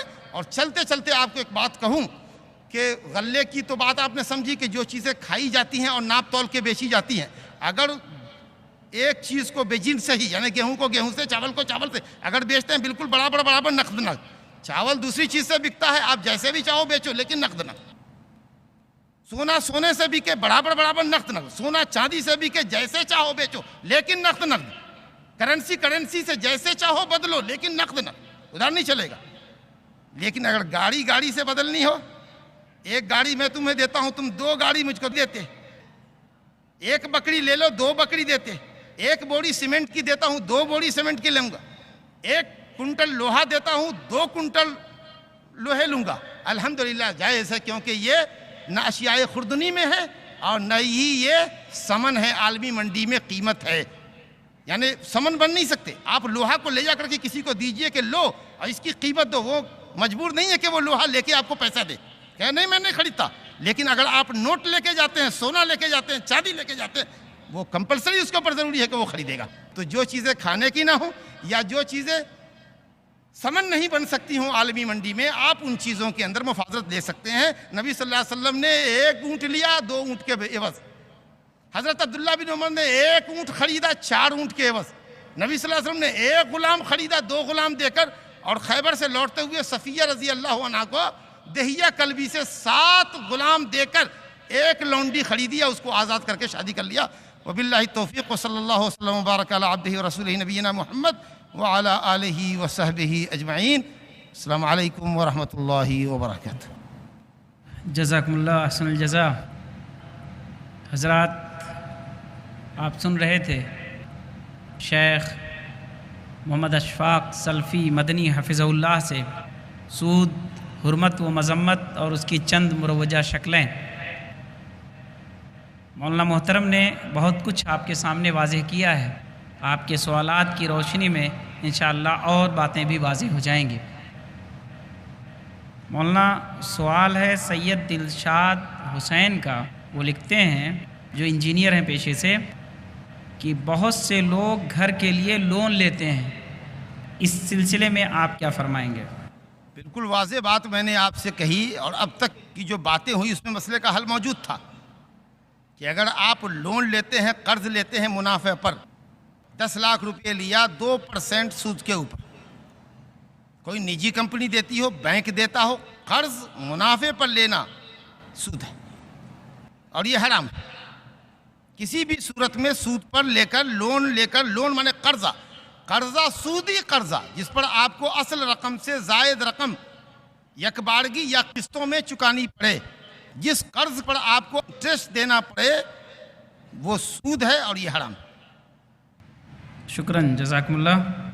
ایڈوکیٹ اکبر صدیقی BA LLB، وہ لکھتے ہیں کہ ایک تاجر باہر ممالک میں کاروبار کرنے کے لیے بینک کے ذریعے لین دین کرتا ہے جو کاروبار کے لیے ضروری ہے اور بینک ان سے سود لیتا ہے، تو کیا ایسا کاروبار جس میں مجبوراً سود دینا پڑے وہ جائز ہے؟ میں سمجھتا ہوں کہ اس صورت میں وہ بینک سود نہیں لیتا ہے بلکہ وہ سروس چارج لیتا ہے۔ آپ کی منی کو ٹرانسفر کرتا ہے یہاں سے امریکہ یا لندن جہاں آپ منگوا رہے ہیں، تو وہ سروس چارج آپ سے لیتے ہیں، یا جو بھی ان کا ٹرم کنڈیشن ہو۔ اگر پوزیشن یہی ہے کہ آپ منی ٹرانسفر ہی کرنے پر بینک کے ذریعے ہی مجبور ہیں، ساتھ نہیں لے جا سکتے، چاہے وائٹ منی بھی ساتھ نہیں لے جا سکتے، تو الضرورات تو بھی المحظورات، جائز ہے۔ شکراً، جزاکم اللہ۔ نیاز احمد فیضی ایم اے، وہ لکھتے ہیں کہ محترم، میرے پاس 5 لاکھ روپے ہیں اور حکومت ہند کو مجھے ٹیکس ادا کرنا ہے، لیکن میں نے ٹیکس ادا کرنے کے بجائے زکوٰۃ نکال دی، تو کیا یہ صورت جائز ہے جبکہ ہم حکومت ہند کو دھوکہ دے رہے ہیں؟ یہ صورت جائز نہیں ہے۔ زکوٰۃ آپ پر اسلام کا حق ہے، وہ تو آپ دیجئے ہی۔ ٹیکس کی چوری بھی جائز نہیں، ملک کے وفادار رہیے، ٹیکس جائز طریقے سے دیجئے۔ میں ٹیکس کی چوری کو اسلامی نقطۂ نظر سے جائز نہیں ٹھہرا سکتا۔ جزاکم اللہ۔ جلال الدین خان یہ لکھتے ہیں کہ حضرت، ہمارا سوال یہ ہے کہ لائف انشورنس یا فکس ڈپازٹ جائز ہے یا ناجائز؟ یہ سوال لائف انشورنس کے تعلق سے ہوا۔ لائف انشورنس جائز نہیں ہے، یہ جوا بھی ہے اور سود بھی ہے۔ تفصیل میں جاننے کا موقع نہیں ہے۔ جو لائف انشورنس کرتا ہے وہ جواری بھی ہے، سود خور بھی ہے۔ 15 سال کی لائف انشورنس کرتا ہے، کیا گارنٹی ہے وہ 15 منٹ جیے گا کہ نہیں جیے گا؟ روپے اس نے ایک قسط جمع کیے ہیں، 5 لاکھ روپے اس نے مفت میں اس کے بچوں نے حاصل کر لیا، اور 15 سال اگر وہ زندہ رہا اور اس نے پریمیم جمع کیے، یہ کمپنیاں جو ہیں انشورنس کی، اس نے آپ جیسے لوگوں کے پیسے کو انویسٹ کیا، سود پہ لگایا، بلڈنگ میں لگایا، ادھر دیا ادھر دیا، اور جو ان کے منافع آئے سود کے، اس کا کچھ حصہ اس نے آپ کو دے کر آپ کی رقم کو ڈبل کر دیا۔ تو یہ جوا بھی ہے اور سود بھی ہے، دھوکہ بھی ہے۔ جی جزاکم اللہ۔ شیخ شکیل احمد جو ممبرا کے رہنے والے ہیں، وہ لکھتے ہیں کہ کچھ لوگ دارالحرب کا حوالہ دے کر یہ کہتے ہیں کہ چونکہ ہم دارالحرب میں ہیں اس لیے سود جائز ہے۔ الحمدللہ، اسلام کا حکم، چاہے آپ دارالاسلام میں ہوں کہ دارالکفر میں ہوں، دارالحرب انہوں نے استعمال کیا ہے۔ دارالحرب وہ جگہ جہاں سے مسلمانوں کی جنگ چل رہی ہے، تو دارالحرب مت کہیے بلکہ دارالکفر کہہ سکتے ہیں کہ یہاں کفر کا بول بالا ہے۔ لیکن اسلام میں جو چیزیں حرام ہیں وہ ایک مسلمان کے لیے ہر جگہ حرام ہے۔ وہ سطح آب کے اندر بھی، زمین کی سطح کے اوپر بھی، فضا کے اندر بھی اور آسمان کے اوپر بھی اگر چلا جائے، چاند پہ کمندے ڈالے تو وہاں بھی وہ اسلام کے حکم کا پابند ہے۔ اور یہ ملک جس کو لوگ دارالکفر یا دارالحرب کہتے ہیں، میں آپ حضرات کو بتانا چاہوں کہ ایک ملک تو دارالاسلام ہوتا ہے جہاں اسلام کا نظام چلتا ہے، الحمدللہ، جیسے سعودی عرب۔ دوسرا ملک ہوتا ہے جہاں کفر کا نظام چلتا ہے، مسلمانوں کو ان کے دین پر عمل کرنے کی آزادی نہیں ہوتی، وہ دارالکفر ہوتا ہے۔ اور جب مسلمانوں کو دین پر عمل کرنے کی آزادی نہ ہو تو ان کے اوپر ضروری ہے کہ وہ مائگریٹ کرے، ہجرت کرے۔ اسلام کو چھپا کر دبا کر اگر جیتے ہیں اور مر جاتے ہیں ایسے ہی کچھ اعمال کو چھوڑ کے، تو سخت جواب دہی ہوگی عند اللہ۔ اور کچھ ممالک ایسے ہوتے ہیں جن کو نہ آپ دارالاسلام کہہ سکتے ہیں نہ دارالکفر کہہ سکتے ہیں، حکومت کا کوئی مذہب نہیں، جیسے ہندوستان ہے، یہ سیکولر ملک ہے، آپ کو اپنے دین پر عمل کرنے کی آزادی ہے۔ تو یہ کہنا کہ ہندوستان دارالکفر ہے اور ہمارے لیے یہ چیزیں جائز ہے، بالکل نہیں۔ یہ اگر دارالاسلام نہیں تو دارالکفر بھی نہیں ہے، یہ جمہوری ملک ہے، گورنمنٹ کا کوئی دھرم نہیں ہوتا۔ اس لیے آپ اپنے ملک میں آزادی پر عمل کرنے کا مجاز رکھتے ہیں تو آپ کے لیے ہجرت یہاں واجب نہیں ہے۔ بہرحال خلاصہ یہ ہے کہ جہاں بھی آپ ہوں، اسلامی ملک میں ہوں کہ دارالکفر میں ہوں کہ دارالحرب میں ہوں یا جمہوری ملک میں ہوں، آپ بحیثیت مسلمان ہر جگہ اسلامی تعلیمات کو بجا لانے کے مکلف ہیں۔ شکراً، جزاکم اللہ۔ ایک بہن ہے فاطمہ جو عالمہ ہیں، وہ لکھتی ہیں کہ میرا سوال ہے کہ بینک سے جو زائد پیسے ملے اسے کسی غریب لڑکی کی شادی میں دینا بہتر ہے یا بینک سے نہ لینا بہتر ہے؟ قرآن و حدیث کی روشنی میں بتلائیں۔ دور نبوی میں، دور صحابہ میں کوئی ایسا بینک تھا ہی نہیں جہاں پیسے جمع کیے گئے ہوں اور فاضل رقم ملی ہو تو صحابہ نے سوال پوچھا ہو کہ اب اس زائد رقم کا، انٹرسٹ کی رقم کا کیا کریں؟ تو مسئلہ اب صرف یہ ہے کہ علماء کا اس مسئلے میں اجتہاد ہے کہ وہ رقم تو سود ہے، اس کو لیں کہ چھوڑیں. تو کچھ علماء نے کہا یا ایھا الذین آمنوا اتقوا اللہ وذروا ما بقی من الربا، جو سودی معاملہ ہے وہ اس کو چھوڑو، کہا بینک کو چھوڑو. اب کچھ لوگ یہ کہتے کہ وہ بینک غلط کام میں استعمال کرے گا، دوسرے کچھ ٹیررسٹ کو دے دے گا، دوسرے کچھ مذہبی کٹر پنتھیوں کو دے دے گا. میں کھل کے نہیں بات کرتا ہوں آپ سے، آپ اشارے کی زبان سمجھیے. دوسرے کچھ لوگوں کو دے دے گا جو اسلام کے خلاف اس روپے کا استعمال کریں گے. پرواہ نہیں، 1 کروڑ روپے چھوٹ جاتا ہے تو کتنے ہی کروڑوں کروڑ روپے اسلام کی مخالفت میں بھی صرف ہو رہے ہیں. وہی ہوگا جو اللہ چاہے گا. تو ایک نظریہ یہ ہے کہ نہیں، اس سے کوئی بھی فرق نہیں پڑتا کہ وہ اس کو مسلمانوں کے حق میں استعمال کریں گے بینک والے یا خلاف میں استعمال کریں گے، ان روپوں کو چھوڑو. علامہ محمد بن صالح العثیمین رحمۃ اللہ علیہ اسی کی حمایت کرتے تھے. شکراً، جزاکم اللہ. ارشد صاحب ہیں، وہ سوال کرتے ہیں اگر آپ مارکیٹ سے کوئی چیز کیش خریدتے ہیں تو مان لیجئے کہ 100 روپے میں ہے، اور اگر اسی چیز کو ادھار خریدتے ہیں تو 110 روپے میں ہے، تو کیا یہ 10 روپے سود میں شمار ہوں گے؟ یہ بہت اچھا سوال ہے. یہ میں اپنے گفتگو کے دوران لانا چاہتا تھا لیکن وقت کی قلت تھی، آپ نے محسوس بھی کیا.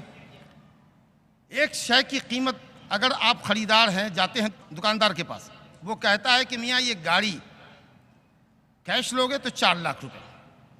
اگر 1 سال کی 12 قسطوں میں ہم اس روپے کو ڈیوائڈ کرتے ہیں تو 4.5 لاکھ روپے آپ کو دینے پڑیں گے 12 قسطوں میں. کمپنی، اگر جو گاڑی کی کمپنی ہے، فائنانسر کی بات نہیں کر رہا ہوں، خلط مبحث مت کیجیے گا، اگر وہ گاڑی کی کمپنی آپ کو کہتی ہے، 2 آپشن ہے. اگر آپ کہتے ہیں ٹھیک ہے میں ادھار لوں گا، 4.5 لاکھ روپے قسطوں میں آپ کو سال میں ادا کر دوں گا، جائز ہے انشاءاللہ. جمہور علماء اسلام کے نزدیک جائز ہے کہ سامان والا نقد قیمت کچھ رکھے، ادھار قیمت کچھ رکھے، یہ جائز ہے. اس نے آپ کو مہلت دی ہے، اس کے عوض وہ پیسے لے رہا ہے. لیکن اگر فائنانسر یہ کہتا ہے، گاڑی کی کمپنی کو فائنانسر ادا کر دیتا، گاڑی آپ لے آتے، چاہے گاڑی آپ کے نام سے ہو کہ فائنانسر کے نام سے ہو، پیمنٹ کے بعد وہ آپ کے نام کاغذ کی تحویل کرے گا، اور فائنانسر روپے کیش ادا کر دیتا ہے اور اس روپے پر آپ سے وہ قسطوں میں لیتا ہے، تو وہ سود ہوگا.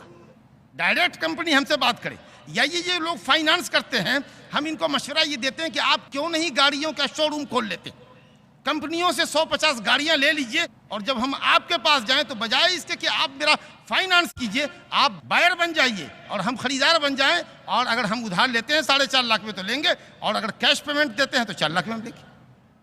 مسئلے کا حل ہے. لیکن یہ کہ ہم کمپنی سے مال لے آئے، آپ نے پیسہ چکا دیا کیش، اور اس پیسے پر آپ مجھ سے منافع لے رہے ہیں، جو فائنانسر کرتے ہیں، کمپنیاں کرتی ہوں یا انڈیویجولی ذاتی طور پر کوئی ایسا فائنانسر ہو، یہ شکل جائز نہیں ہے. لیکن بائے کے پاس، دکاندار کے پاس جائیں اور وہ یہ کہے کہ اس مائک کی قیمت نقد 100 روپے کی ہے، 1 مہینہ کے ادھار کے واسطے آپ لیتے 110 پیمنٹ کرنا پڑے گا، اور مجلس اٹھنے سے پہلے کوئی ایک رقم پر آپ کا اتفاق بائے سے ہو جاتا ہے، تو جماہیر امت محمدیہ کے نزدیک جمہور علماء اسلام نے اس کو جائز کیا ہے، اور اس مسئلے کو حافظ ابن حجر عسقلانی رحمۃ اللہ علیہ نے فتح الباری میں ٹچ کیا ہے. جزاکم اللہ، احسن الجزا. عطیہ اللہ صاحب ساکی ناکا سے سوال کرتے ہیں کہ مکرمی جناب مولانا اشفاق صاحب السلام علیکم ورحمۃ اللہ وبرکاتہ. محترم، ممبئی میں بہت سارے لوگوں کا کاروبار گاڑیوں کا ہے، اور گاڑی کا انشورنس بھرے بغیر چلا نہیں سکتے، تو کیا گاڑیوں کا انشورنس یا تجارتی کاروبار کا انشورنس یا لائف انشورنس کرانا درست ہے؟ جبکہ آج ہندوستان میں فرقہ وارانہ فسادات عام ہوتے جا رہے ہیں، مسلمانوں کی جان و مال محفوظ نہیں ہے. ان تمام چیزوں کے باوجود بھی نہ جان کا انشورنس کرا سکتے ہیں، نہ مال کا انشورنس کرا سکتے ہیں. ہماری جان اور مال کا محافظ اللہ ہے. کتنے ہی بندے آپ کو ایسے ملیں گے جنہوں نے اپنی جان کا انشورنس نہیں کرایا ہوا ہے. اللہ نے اگر فساد کی نظر کر دیا، فساد میں ہم کو مروا دیا، تو اس کی مرضی، اس لیے جائز نہیں ہے، یہ وجہ نہیں بنے گی. لیکن اگر آپ نے یہ سوال کیا کہ ہم اپنی گاڑی ڈرائیو نہیں کر سکتے، سڑک پر لے کر نہیں چل سکتے جب تک وہ انشورڈ نہ ہو، تو آپ کے لیے مجبوری ہے قانونی ملک کی، تو آپ انشورڈ کروا لیجئے. فاتقوا اللہ ما استطعتم. جس ملک میں جہاں کہیں بھی رہو، جس حد تک اللہ رب العالمین کے حکموں پر عمل کرنا ممکن ہو، عمل کر لو. شکریہ، جزاکم اللہ. یوسف کھتری صاحب جو بیکام ہیں، وہ پوچھتے ہیں کہ کیا شیئر مارکیٹ میں پیسہ لگانا جائز ہے؟ کیونکہ آج ہندوستان میں کوئی کمپنی بھی بغیر سود کے نہیں چل رہی ہے. یہ شیئرز کا مسئلہ تھا، میں نے سوچا کہ آپ سود پر بحث کریں گے، شیئر کا ایک الگ معاملہ ہے، اور جب تک کسی بھی کمپنی کا آپ شیئر خریدتے ہیں اس کا ٹرم کنڈیشن نہیں بتاتے، اس وقت تک میں نہیں سمجھتا ہوں کہ میں کیا، مجھ سے بڑے عالم بھی اور ہمارے اساتذہ کرام بھی بہت معقول حد تک آپ کو جواب نہیں دیں گے۔ بیسیکلی آپ یہ سمجھیے کہ جس کمپنی میں آپ پیسہ لگا رہے ہیں استثماری کمپنی ہے، وہاں سے منافع ملتے ہیں، اگر وہ سود سے بلانگ کرتی ہے، بینک میں روپے ڈالتی ہے، سود پہ بینک کو پیسہ دیتی ہے، یا بینک سے یا بڑے کاروباریوں سے پیسے بھی لے کر سود پہ اس میں داخل کرتی ہے تو جائز نہیں، لیکن وہ کاروبار کرتی ہے اپنے شیئرز ہولڈر کے پیسے سے لے کر، لیکن روپے کا جمع کرنا، روپے کا نکالنا بینک کے ذریعے ہی ہوتا ہے، سود ثانوی درجے میں آتا ہے۔ جیسے ہم اپنی سیو منی کو بھی اگر گھر میں نہیں سیو کر سکتے تو مجبوراً ہم سیونگ اکاؤنٹ میں جاتے ہیں، وہاں کچھ پیسے مل جاتے ہیں۔ اگر یہ صورتحال ہے تب تو ٹھیک ہے، آپ شیئر میں پیسہ لگائیے، لیکن اگر وہ کمپنی سود پہ پیسے لگاتی ہو، انویسٹ کرتی ہو، یا کسی انویسٹ کرنے والے سے پیسے لیتی ہو کاروبار کو بڑھانے کے لیے، اگر وہ بیسڈ ہے سود پر، کاروبار اس کا بنیادی طور پر سود ہے، تو ضابطہ یہی ہے کہ آپ ایسا سودی کاروبار نہ کیجئے۔ اس کے لیے سب سے اچھی شکل ہے کہ مسلمان اس پر دھیان دیں۔ کچھ ہمارے دوستوں نے ایسا کیا بھی ہے، آپ 10-5 مل کر کے پیسے والے، آپ مزاربت کیوں نہیں کرتے؟ 10 آدمی مل کر کے مکان بنائیے، پراپرٹی ڈیلنگ کیجئے، 10 لاکھ روپے کی شے لے لیا، انشاءاللہ وہ 15 لاکھ میں بکتی، 20 لاکھ میں بکتی ہے، اس کے اندر عملہ رکھیں، آپ کاروبار کرنے والے کو رکھیں جو صاحب کی ڈیلنگ کرتا ہو آپ کی، اور جب منافع آئے تو آپ اپنے شیئرز کے حساب سے منافع لے لیں، نقصان میں سب لوگ برابر ہو جائیں، اور اللہ نہ کرے اگر پوری رقم ڈوب جائے تو سب برداشت کر لیجیے۔ تو اگر یہ مزاربت کا کام اگر ہم لوگ کرنا شروع کر دیں، الحمدللہ سودی معاملات سے بہت حد تک یا کلی طور پر ہم نجات پا جائیں گے۔ اور میں تو یہ اپنے نجی بھی مجلسوں میں اور اسٹیج سے بھی کہتا ہوں کہ حکومت ہند کو بھی چاہیے کہ وہ اسلامی ونڈوز کھولے، دوسرے ممالک کے اندر جہاں سودی ونڈوز ہیں وہاں اسلامی طور پر بھی کاروبار کرنے کے لیے ونڈوز بانٹی ہے، اور ماشاءاللہ اسلامی ونڈوز سے جتنا منافع آ رہا ہے شاید سود پر انویسٹ کرنے والوں کو وہ منافع نہیں آ رہے ہیں، یا بینک کو اتنا خرچ نہیں مل رہا ہے، اتنا فائدہ نہیں حاصل ہو رہا ہے جو اسلامی ونڈوز سے ان کو حاصل ہو رہا ہے۔ اس سلسلے میں کچھ دوستوں نے بتایا کہ کوششیں ہو رہی ہیں، اللہ کرے کہ حکومت ہند بھی اس بات کو سمجھے کہ صاحب لوگ سود کی مانیت کی وجہ سے مسلمان بہت سارا پیسہ انویسٹ نہیں کرنا چاہتے ہیں، اگر ملک کی ترقی چاہتے ہیں تو اس طرح کے اسلامی ونڈوز اس ملک میں کھلنے چاہیے تاکہ ہم اپنا پیسہ شرعی ضابطے کے مطابق وہاں لگا سکیں۔ وباللہ التوفیق۔ جزاکم اللہ حسن الجزا۔ عبدالعزیز انصاری صاحب جو ابھی انٹر کے طالب علم ہے، وہ لکھتے ہیں کہ اگر اولاد کے بتانے اور سود کی وعیدیں بیان کرنے کے باوجود والدین گروی رکھی ہوئی چیز کا سود ادا کریں تو اولاد کیا کرے؟ کیا ان سے تعلقات توڑ لے؟ سودی کاروبار کی صورت میں وہ رقم نہ کھائے، سمجھا بجھا گئے، سمجھائے گھر کے گارجین کو، اگر وہ بات آ جاتے ہیں بہت اچھی بات ہے، نہیں ہے تو سود کی رقم نہ کھائے، لیکن والدین کے ساتھ حسن سلوک سے پیش آتا رہے، ان کی خدمت میں کوئی کمی نہ کرے، ان کے ساتھ گفتگو کے جو آداب شرعی آداب ہیں وہ ملحوظ رکھے، لیکن اگر وہ اس گھر سے کھانا پینا ترک کر دے، سمجھانے کے باوجود بھی اگر والد اس کے باز نہیں آتے ہیں تو پھر وہ اس گھر سے اس حد تک تعلق توڑے کہ وہ اپنا کھانا پینا محنت مزدوری کر کے حلال طریقے سے کھائے، لیکن والد کو سمجھاتا رہے، اللہ رب العالمین شاید ان کو ہدایت دے، لیکن کسی طرح کی کوئی سختی کا مظاہرہ والدین کے ساتھ، بدتمیزی کا مظاہرہ نہیں کر سکتا۔ والدین کو سمجھانے کے لیے ان کے بڑے بزرگوں کو یا ان کے دوستوں کو استعمال کرنا چاہیے کہ اللہ رب العالمین جب حلال طریقے سے ہمیں کھلا رہا ہے اور ہم محنت مزدوری کر کے اپنے والدین کو حلال طریقے سے کھلا سکتے ہیں تو ان کو کیا ضرورت ہے کہ وہ اس طریقے سے سودی کاروبار کرتے ہیں، گروی لیتے ہیں، گروی دیتے ہیں، سودی معاملات کرتے ہیں، سمجھانا چاہیے، اللہ تعالیٰ شاید ان کو ہدایت دیتے۔ ایک سوال ہے کہ سود اسلام میں حرام ہونے کے باوجود ہمارے معاشرے میں عام ہے، تو اگر کوئی شخص ہمیں دعوت پر بلائے یا ہم کسی کے یہاں ملاقات کے لیے جائیں اور وہ کچھ کھانے پینے کو پیش کرے تو کیا ہم اس کی دی ہوئی چیز کو کھا سکتے ہیں؟ اور اگر نہیں کھائیں تو کیسے انکار کریں؟ کھا سکتے ہیں، اور اگر ان کے بیوپار میں کچھ آمدنی کا ذریعہ حلال بھی ہے اور کچھ حرام بھی ہے تو کوئی حرج نہیں، ہو سکتا ہے کہ وہ آپ کو حلال ذریعے سے کھلاتا ہو، حرام نہیں کھلاتا ہو۔ اور دلیل مدینے میں یہودیوں کا کاروبار ہی، جیسا کہ میں نے عرض کیا آپ سے کہ یہودی دنیا کی پہلی قوم ہے جس نے سود کو رواج دیا۔ مدینہ میں یہودی تھے، نبی صلی اللہ علیہ وسلم کی دعوت کی، خیبر میں یہود نے دعوت کی، مشرکین کا کاروبار سودی کاروبار تھا لیکن نبی صلی اللہ علیہ وسلم نے ان کی دعوت قبول کی۔ تو اگر سودی لین دین بھی کوئی کرتا ہے، آپ کو دعوت دیتا ہے تو آپ اس کی دعوت میں جا سکتے ہیں، مگر اس کو سمجھائیے کہ تم مسلمان ہو، تمہارے لیے یہ عمل حرام ہے، چھوڑو، باز آؤ، اور اگر تم اس سے باز نہیں آئے تو آئندہ میں تمہاری دعوت میں شریک نہیں ہوں گا۔ تو ایک مرتبہ تنبیہ کر دیجئے، اتمام حجت کر دیجئے، اس کے بعد آپ ایسے سود خور کے ساتھ تعاون نہ کریں، علیحدہ رہیں تو یہ بہتر ہے۔ شکریہ، جزاکم اللہ۔ ہماری ایک بہن نازنین HSC وہ کہتی ہیں کہ ہمارے گھر میں جو سامان سود سے لے چکے ہیں اب ہم اسے کیا کریں، اس کا استعمال کریں یا اسے ضائع کریں؟ استعمال کریں، لیکن آئندہ اس طرح کی کوئی حرکت رہو۔ یا ایھا الذین آمنوا اتقوا اللہ وذروا ما بقی من الربا ان کنتم مؤمنین۔ جو معاملہ ہوا نادانی میں، غفلت میں ہوا، آپ اس کو توڑیں نہیں، ضائع نہ کریں، اللہ سے معافی چاہیں، آئندہ کسی طرح کا کوئی معاملہ سود پر نہ کریں یا سودی کاروبار کے ذریعے کوئی مال اپنے گھر میں نہ لائیں۔ جزاکم اللہ۔ جاوید احمد HSC وہ کہتے ہیں کہ ایک کمرے کا زیادہ ڈپازٹ ادا کرنے پر کرایہ ادا کرنا نہیں ہوتا ہے، کیا ایسے کمرے کو استعمال کرنا جائز ہے؟ یہ ڈپازٹ والا معاملہ بھی اپنے آپ میں بہت ہی سنگین ہے، کیونکہ میں اس طرح سے کاروبار کرنے یا مکان کا ڈپازٹ لے کر جمع کرنے کو بہتر نہیں سمجھتا۔ مکان آپ لیں، اگر وہ ڈپازٹ کی رقم بطور قیمت کے ہے کہ اب آپ اس کے مالک ہیں، آپ بھی کسی کو بیچیں گے تو وہ رقم آپ کو مل جائے گی یا اس سے کئی گنا زیادہ ملے گی، اور مینٹیننس کے لیے تھوڑا آپ کے اوپر کچھ کرایہ بھاڑا ہے، تب تو ٹھیک ہے، کوئی آپ نے ایک طرح کی قیمت ادا کی۔ لیکن یہ کہ صاحب 10,000 روپے آپ یا 2 لاکھ روپے ڈپازٹ دیجئے 2 سال کے ایگریمنٹ پر، 10,000 روپیہ منتھلی آپ اس کے اوپر رینٹڈ ہے، اور وہ آدمی جو 10,000 روپے رینٹ بھی لے رہا ہے 2 لاکھ روپے کو 2 سال کے لیے کسی سودی بیاجی معاملے کے اندر وہ انویسٹ کر رہا ہے، اور اس سے وہ منافع بھی کر رہا ہے، اور پھر جب آپ مکان چھوڑو گے تو 2 لاکھ روپے آپ کے واپس کروں گا، تو یہ نہ اس کے لیے جائز ہے اور نہ آپ کے لیے جائز ہے۔ شکریہ، جزاکم اللہ۔ نور عالم صاحب HSC وہ لکھتے ہیں کہ سود کا معاملہ کیا سب کے لیے یکساں ہے، چاہے وہ کسی بھی جگہ پر رہے اور کسی ملک میں ہو؟ اس کا جواب میں پہلے دے چکا ہوں، کسی ملک میں بھی ہو، کہیں بھی ہو، حرام ہے یہ عمل، کہیں بھی ہوگا، اسلام کے احکام پر عمل کرنا ایک مسلمان کے لیے ضروری ہے۔ شکراً، جزاکم اللہ۔ ایک سوال ہے ارم چودھری جو گریجویٹ ہیں، وہ کہتی ہیں کہ ان معاملات میں عورتوں کا کیا حصہ ہے جب ہم نہیں جانتے کہ ہمارے مردوں کی ذریعہ آمدنی کیا ہے؟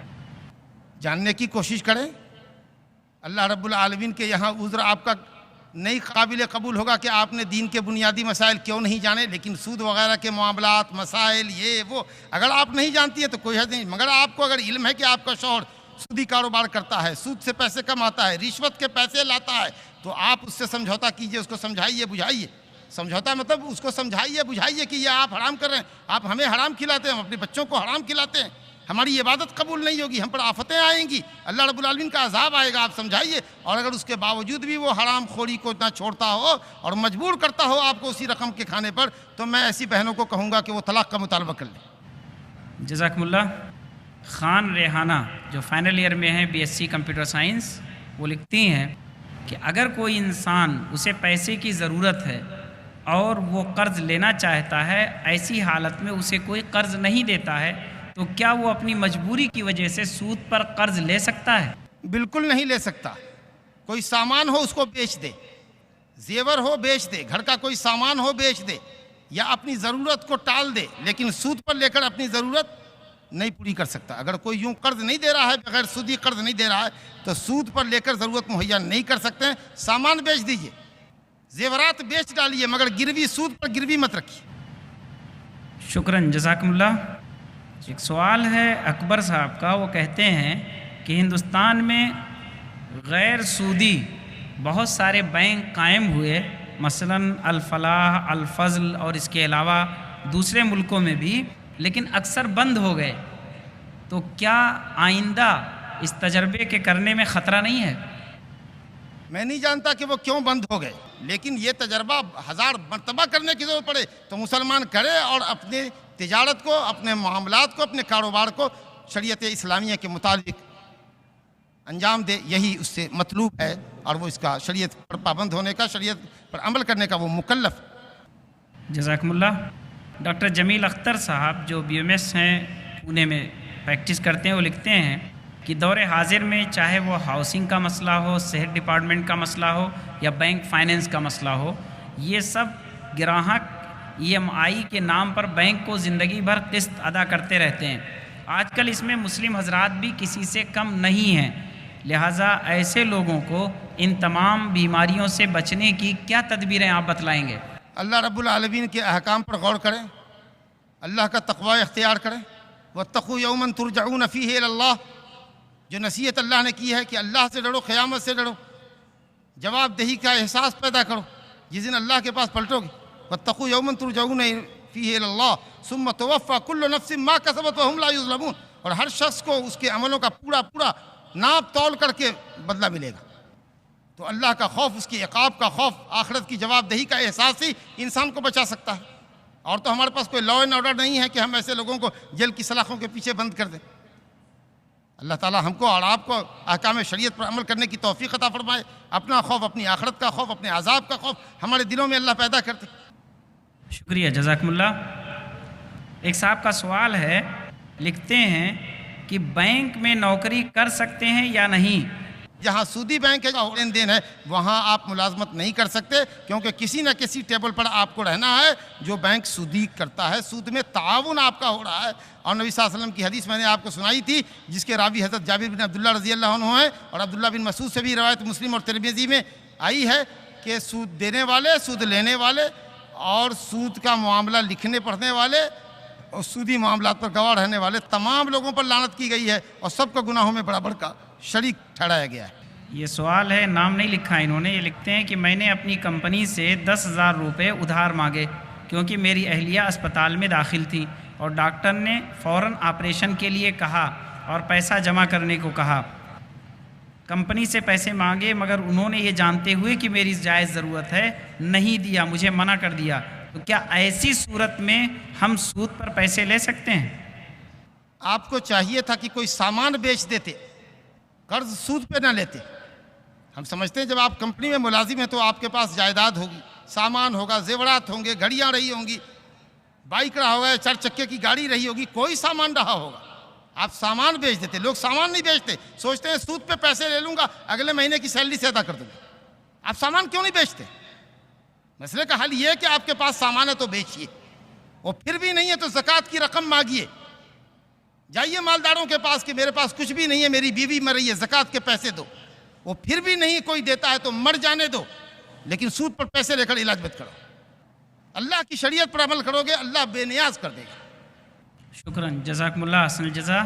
امجد شیخ جو انجینئر ہیں وہ سوال کرتے ہیں کہ حال ہی میں ریلائنس کمپنی نے شیئر مارکیٹ بزنس کھولا ہے، اس میں پیسے لگانے والوں کو 20% منافع ملنا ہے، چاہے ریلائنس کو اس کا فائدہ ہو یا نقصان، اور متعین 20% منافع جائز ہے یا کم زیادہ ہونے والا منافع جائز ہے، حالانکہ ریلائنس لوگوں کا پیسہ انڈسٹریز میں لگاتا ہے۔ اس کے باوجود بھی چونکہ آپ کے منافع کی رقم متعین ہے، اس لیے یہ سودی کاروبار ہے۔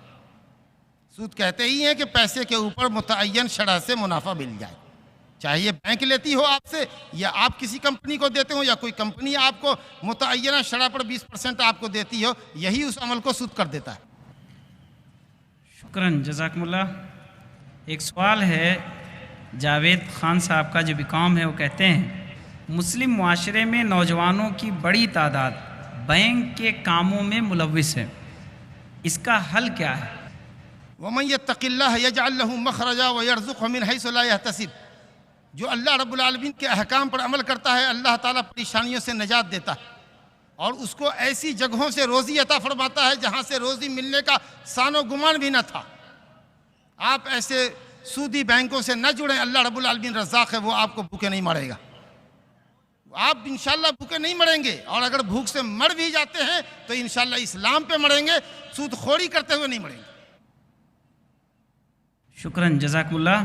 ایک سوال ہے اسی محمد علی صاحب کا، وہ لکھتے ہیں کہ میں ایک سونے کے دکان سے 5 لاکھ روپے دے کر کچھ دنوں کے بعد سونا لینا ہے، پیسے دینے کے ٹائم جو مارکیٹ ہے اس مارکیٹ سے زیادہ آئے گا یا کم آئے گا؟ وہ پیسہ دینے کے ٹائم جو بھاؤ تھا اسی سے کم یا زیادہ ہمیں ملے گا، یہ کیسا ہے؟ بالکل درست نہیں ہے۔ جب بھی آپ سونا لینے کے لیے جائیں، جس وقت آپ کے پاس پورا کیش ہو جائے تو دے کر آپ لیں، روپیہ اپنے گھر میں سیو کریں یا کسی اور کاروبار میں لگائیں۔ جب مطلوب رقم مل جائے مارکیٹ میں جائیں، جو ریٹ ہو سونا اس ریٹ پہ لے لیں، پہلے سے آپ نے دکانداروں کے پاس پیسے رکھے ہیں، اس وقت کا ریٹ لیں کہ اس وقت کا ریٹ لیں، جس وقت معاملہ کر رہے ہیں اس وقت کے ریٹ کا اعتبار ہوگا، اور ادھار بھی آپ نہیں لے سکتے۔ جیسے کہ میں نے کہا کہ یہ روپے پیسہ بھی کرنسی ہے، نقد ہے، سمن ہے، اور سونا بھی سمن ہے۔ تو سمن کو جب سمن سے بیچا جائے، کرنسی کو سونے سے بیچا جائے، تو جیسے جس بھاؤ سے آپ چاہیں طے کر لیں، لیکن وہ دینے کے وقت کا ٹائم، جس وقت آپ لے رہے ہیں، پیمنٹ کر رہے ہیں، سامان بدلا جا رہا ہے، خریدا جا رہا ہے، اس وقت کا بھاؤ کا اعتبار ہوگا۔ جی جزاکم اللہ، شکراً۔ ابو خلیل سلفی جو تجارت کرتے ہیں وہ لکھتے ہیں کہ سود کی لین دین کے بارے میں ہندوستان جیسے ملک میں کیا حکم ہے؟ سبحان اللہ العظیم، اللہ کا قانون اسلامی ملک میں بھی وہی ہے جو غیر اسلامی ملک کے اندر ہے۔ یہ بات بار بار آ چکی ہے، اگر یہ سوال پہلے آ چکا ہے تب تو ٹھیک ہے، ورنہ اتنے سارے جوابات کے بعد پھر یہ سوال، میں سمجھتا ہوں کہ یہ آخری سوال ہونا چاہیے۔ اس کے بعد بھی یہ سوال آ رہا ہے کہ ہندوستان جیسے ملک میں، کسی ملک میں کہیں بھی آپ جائیں، آپ کے لیے سود لینا دینا، سود پر گواہ ہونا، اور سود کے معاملات کو لکھنا پڑھنا، کمپیوٹر وغیرہ میں داخل کرنا، یہ حرام ہے، ناجائز۔ شکراً، جزاکم اللہ۔ حضرات، بار بار آپ کے سامنے یہ بات آ رہی ہے کہ سود کے سلسلے میں صاف موقف ہے کہ وہ حرام ہے۔ حالات کے دباؤ کے سلسلے میں مولانا نے آپ کے سامنے وضاحت کر دی ہے۔ میں اسی پر اکتفا کرتا ہوں، اور اللہ سبحانہ تعالیٰ سے اپنے لیے اور آپ سب کے لیے عمل کی توفیق کی اللہ سے دعا کرتا ہوں کہ اللہ تعالیٰ ہمیں حلال کھلائے اور اسلام پر قائم رکھے، اور اس شرعی تعلیمات کا ہمیں اور آپ سب کو پابند رکھے۔ اسلام ہی ہم کو ہماری جان سے زیادہ عزیز ہونا چاہیے۔ وصلی اللہ وسلم وبارک علی عبدہ ورسولہ نبینا محمد وعلی آلہ وصحبہ اجمعین۔ آپ تمام حضرات کا شکریہ۔ السلام علیکم۔ جزاکم اللہ احسن الجزا۔ حضرات، مولانا محترم سے ہم نے بھرپور استفادہ کیا۔ مولانا محمد اشفاق سلفی مدنی حفظہ اللہ، جنہوں نے آپ کو سود کے تعلق سے تفصیلی معلومات عنایت کی، ہم ان کے شکر گزار ہیں، اور آپ تمام بہنوں بھائیوں کے شکر گزار ہیں کہ آپ نے اس پروگرام کو کامیابی تک پہنچایا۔